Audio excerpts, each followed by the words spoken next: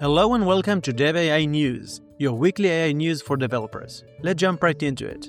Last week, OpenAI released a VS Code extension for Codex. It works with any VS Code-based IDE like Cursor and Windsurf. Only users with paid subscription can use it, or you can use the API usage payment. The big news here is the fact that you can work with GPT-5 without the middleman of Cursor or Windsurf. I tried it out, it works well, and even includes a background agent feature. I've made a full video on this and I'll drop the link in the description.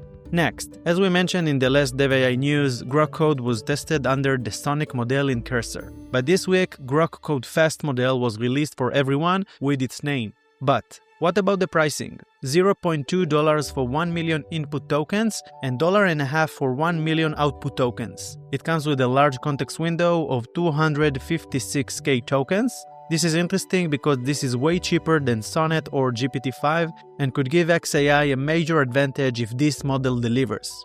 We'll keep watching and share updates. Next, last week Elon announced that he's building a purely AI software company called Macrohand. It's a tongue-in-cheek name, but the project is real. In principle, given that software companies like Microsoft do not themselves manufacture any physical hardware, it should be possible to simulate them entirely with AI. Well, it sounds like an ambitious project. Let's just hope it won't run into a subscription rate limit. If you are here, it will mean the world to me if you liked and subscribe to our channel to help us grow our community.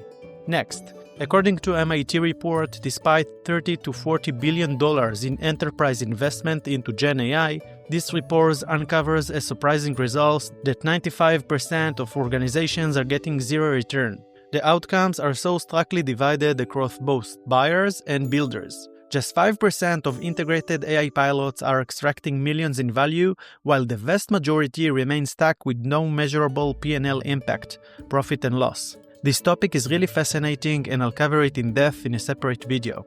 Next, Meta Platforms have just struck a huge 6-year cloud computing deal with Google Cloud, valued at over $10 billion.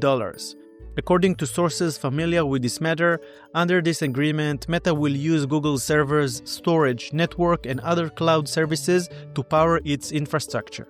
And I'm wondering if they're going to get the $300 free trial for users. That's it for this week. Tell me what you think about the news. Don't forget to sub if you want to stay ahead on AI coding updates.